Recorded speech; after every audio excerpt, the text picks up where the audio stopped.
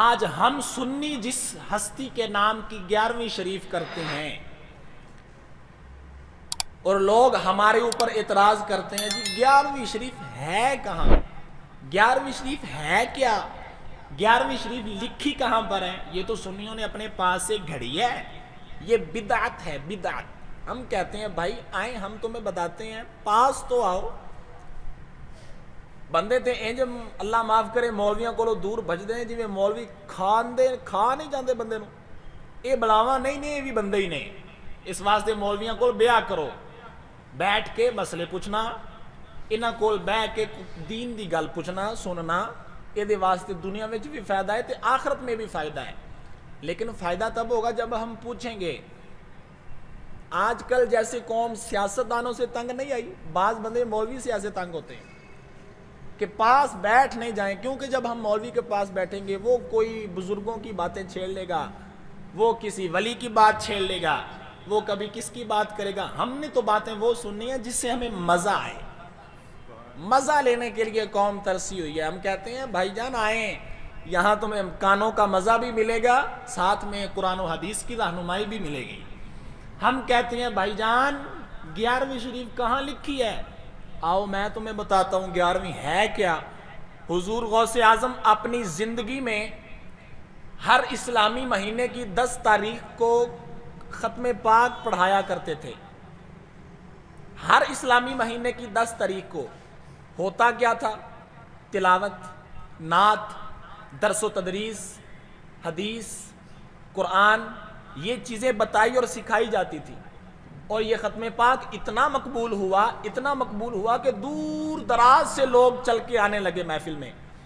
حضور غوث اعظم آپ کی زندگی میں اس محفل کا آغاز کیا گیا اور یہ سلسلہ چلتا گیا یہاں تک کہ سرکار غوث اعظم آپ اس دنیا سے رخصت ہو گئے۔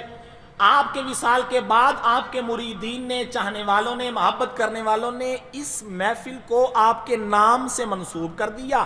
یہ غوث اعظم کے نام سے محفل پاک وہ تب سے منسوب ہوئی، آج کے وقت بھی چلتی آ رہی ہے، جسے ہم 11ویں کہتے ہیں۔ 11ویں کیا ہے؟ یہ چاند کی 10 تاریخ رات 11ویں ہوتی ہے، اس لیے یہ رات کو محفل ہوتی تھی، اس لیے اسے 11ویں کا نام دے دیا گیا۔ اس میں غلط کیا ہے؟ اب جو بندہ کہے جی 11ویں یہ صحابہ نے کی ہے، 11ویں کا ذکر قرآن میں ہے، کیا 11ویں کا ذکر حدیث میں ہے؟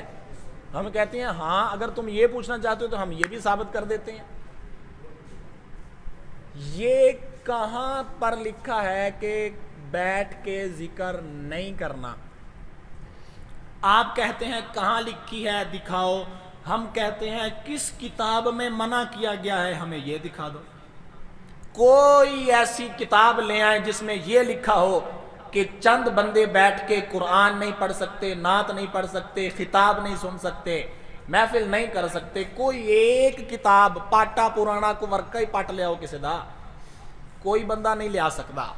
لیکن ہم کہتے ہیں میرے نبی نے فرمایا مجتمع قوم فی بیت من بیوت اللہ، جب کچھ قوموں کے لوگ مل کے بیٹھ کے اللہ کا قرآن پڑھتے ہیں، نزلت علیہم السکینہ وغشیتہم الرحمہ وحفتہم الملائکہ، وہاں فرمایا جب کچھ قوموں کے افراد مل بیٹھ کے قرآن پڑھتے ہیں سنتے ہیں، وہاں اللہ ان بندوں کے اوپر سکون کی دولت نازل کرتا ہے۔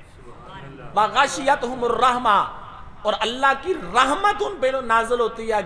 فرمایا وحفتہم الملائکہ، اور فرشتے اس محفل کا طواف کرتے ہیں جہاں قرآن پڑھا جاتا ہے۔ 11ویں کی محفل میں ہوتا کیا ہے؟ سب سے پہلے قرآن، پھر حضور کی نعت، پھر بیان۔ اس میں غلط بات کون سی ہے؟ اب اگر کسی کو 1400 سال یا آج کے دور میں خارش ہو کہ یہ کہاں لکھی ہے، انہوں آنکھ وڑ کے مرنی ساڈے نصیب وچ لکھی